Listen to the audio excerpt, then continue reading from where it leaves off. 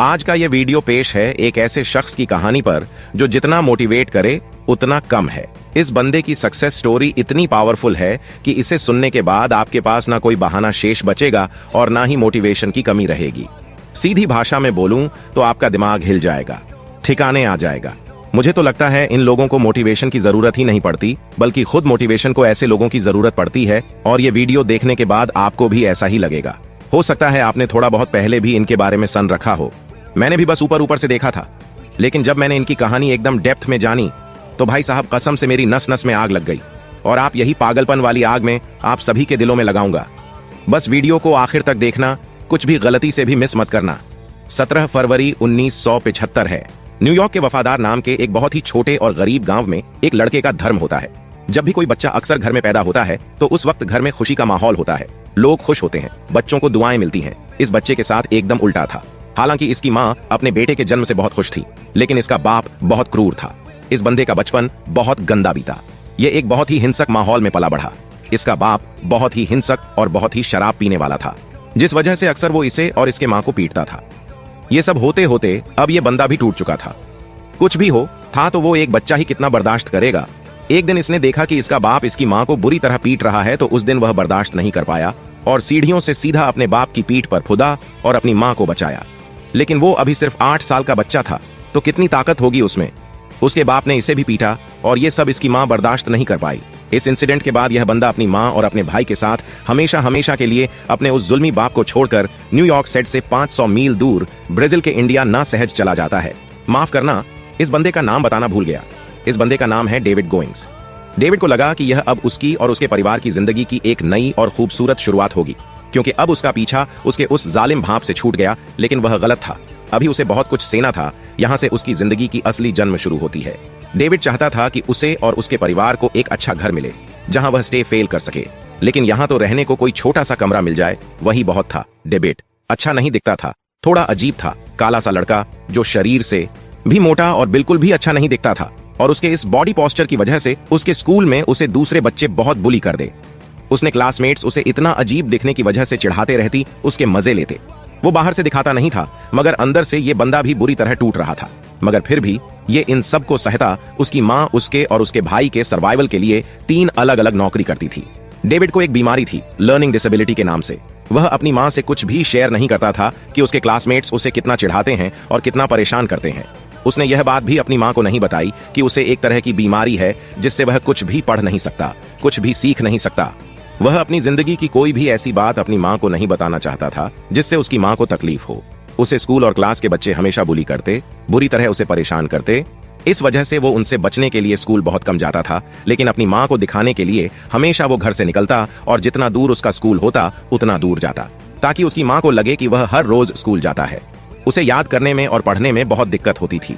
इसी वजह से वह लड़का 4th क्लास से लेकर अपने हाई स्कूल तक लगातार चीट करके पास हुआ। उसके पास इसके अलावा और कोई रास्ता भी नहीं था।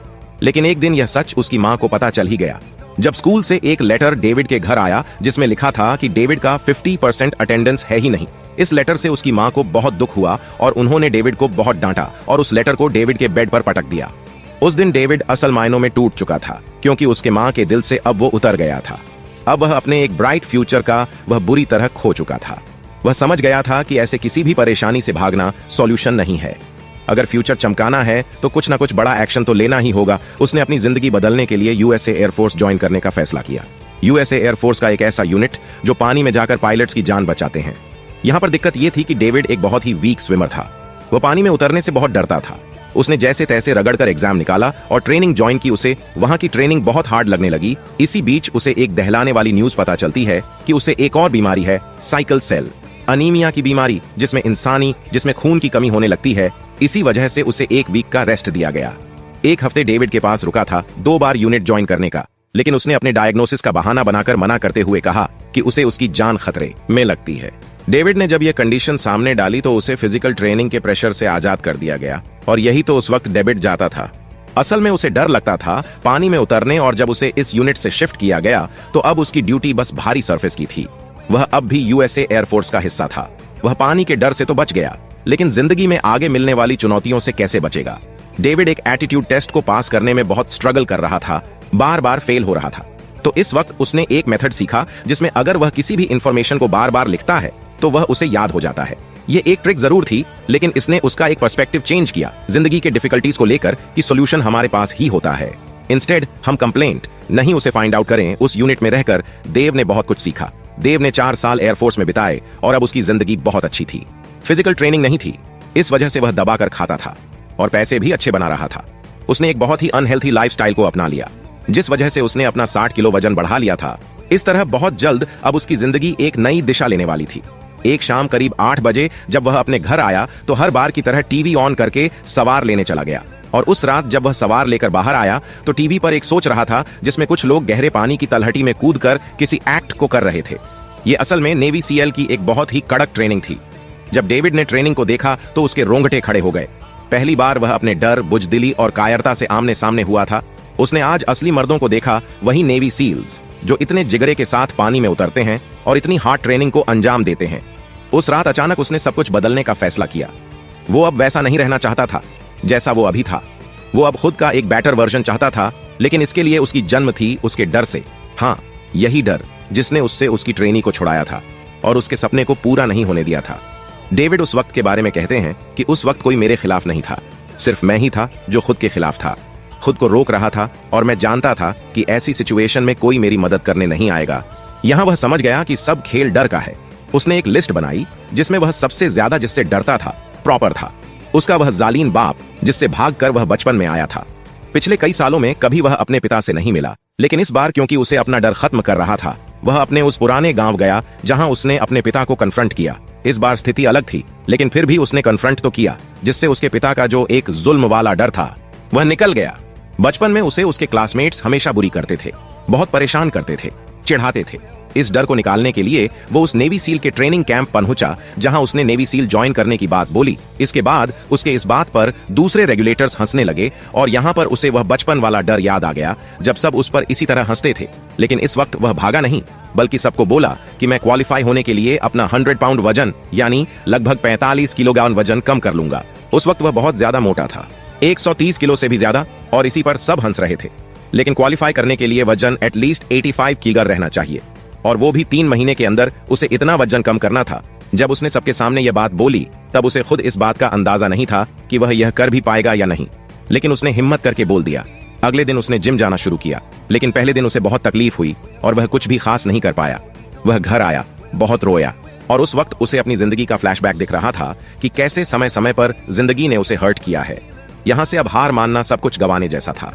वह बंदा अगले दिन से अपनी हार्डकोर ट्रेनिंग शुरू करता है, जहां वह हर दिन रनिंग करता है, और इसके बाद और ज्यादा कैलोरीज बर्न करने के लिए वह साइकिलिंग में करना शुरू कर देता है। उसे हर हाल में अपना बॉडी वेट कम करना ही था, इसलिए वो कई बार खाना तक नहीं खाता था, भूखे पेट सो जाता था। उसने वो 3 महीने बहुत दर्द और तकलीफ सही। आदमी बदल चुका था, एक बेटर वर्जन में अपडेट हो चुका था, लेकिन आगे कुछ और भी होने वाला था जो उसे परेशान करेगा। डेविड ने नामुमकिन को मुमकिन कर दिया। इस 3 महीने में वह रिक्वायरमेंट रेट पर पहुंच गया। उसने अपना 45 किलो वेट कम कर लिया, जिससे वह नेवी सेल ट्रेनिंग में एंटर करने के लिए एलिजिबल हो गया। मगर उसे पता चलेगा जब वह इस ट्रेनिंग को करीब से देखेगा। यूएस की नेवी सेल ट्रेनिंग दुनिया की सबसे टफेस्ट ट्रेनिंग मानी जाती है, जो करीब 30 महीने की होती है। लेकिन इन सब में भी सबसे मुश्किल दौर होता है द हेल वीक, यानी हद पार नरक वाले सजा के बराबर ट्रेनिंग, जिसे पार करना फाइनल स्टेज होता है नेवी सेल ट्रेनिंग को क्लियर करने का, जिसमें सोने भी नहीं दिया जाता। डेविड ने 30 महीने की ट्रेनिंग कंप्लीट की, और जब वह उस हेलवेग की ट्रेनिंग कर रहा था उस दौरान उसे न्यूमोनिया हो गया, जिस वजह से वह बाहर हो गया। लेकिन अब तक उसका हौसला टूटा नहीं था। उसने दोबारा ट्राई किया, लेकिन इस बार भी उसे स्ट्रेस फ्रैक्चर का सामना करना पड़ा, जिस वजह से उसे इस बार भी बाहर होना पड़ा। अब उसके लिए यह नामुमकिन लग रहा था, लेकिन उसके माइंड सेट में एक एम क्लियर था कि कैसे भी करके उसे यह ट्रेनिंग तो क्लियर करनी ही है। जब से उसने उस महज 3 महीने के दौर में अपना इतना वजन कम किया जो ऑलमोस्ट इम्पॉसिबल था, तब से उसका बिलीफ हो गया कि कुछ भी इम्पॉसिबल नहीं है। अगर वो उस नामुमकिन काम को अंजाम दे सकता है तो वो इस हेल वीक को भी पार कर सकता है। उसने तीसरी कोशिश की, और ये उसकी आखिरी कोशिश थी फॉर बोथ ब्रेवरी। इस अटेम्प्ट में उसने इस हेल्थ वीक को पार कर लिया। अब सिर्फ डेविड नेवी से नहीं था, बल्कि वो पहला ऐसा बंदा था जिसने यूएस मिलिट्री से निकलकर नेवी सील को ज्वाइन किया था। इससे पहले इतनी कड़ी चुनौतियां किसी ने पार नहीं की थीं। दोस्तों, डेविड की कहानी लिखते वक्त और अब आप सभी को बोलते वक्त कसम से मैं खुद इतना मोटिवेट हो गया हूं कि अगले 1 महीने तक मैं खुद जरा भी डिमोटिवेट नहीं होने वाला हूं। ये जर्नी अभी एंड नहीं हुई है, इसकी एंडिंग कंप्लीट सुनकर जाना, कुछ इंटरेस्टिंग ट्विस्ट का पता चलेगा जो आपके रूम पर खड़े कर देंगे। जब ये बंदा नेवी सील मेंबर हो जाता है तो उस दौरान एक फ्लाइट ऑपरेशन के वक्त डेविड के कुछ 2 हेलीकॉप्टर क्रैश में मारे जाते हैं। तो उस वक्त ये डेविड के लिए एक बहुत बड़ा सदमा था। डेविड जब उनकी फैमिली की हालत देखता है तो टूट जाता है। जितने भी सोल्जर्स की डेथ हुई थी उन सब की फैमिली के लिए डेविड मनी राइज करना चाहता था। वो बैड वाटर अल्ट्रा मैराथन में पार्टिसिपेट करता है। शुरू के 1-2 ड्रेसेस में वो बुरी तरह हार जाता है और जख्म में भी होता है, लेकिन 2006 में हवाई भी हुए टेफ्लॉन में वो सेकंड आता है, जो 3 दिन का अंडर वाटर रेस था। उसने वॉरियर फाउंडेशन में $2 मिलियन राइज किए उन सभी सोल्जर्स की फैमिली के लिए जो अपनी जिंदगी में फाइनेंशियली स्ट्रगल ना कर पाए, उनके घर खाने की कमी ना हो और बच्चों की पढ़ाई अच्छी तरह पूरी हो सके। दोस्तों, डिविडस लाखों करोड़ों लोगों की इंस्पिरेशन है और दुनिया के सबसे टफेस्ट पर्सन में गिने जाते हैं। और यह बात बेशक हम बहुत अच्छी तरह जान चुके हैं, लेकिन यह बंदा एक रिकॉर्ड तोड़कर सफलता हासिल करके मानने वालों में से कहा था।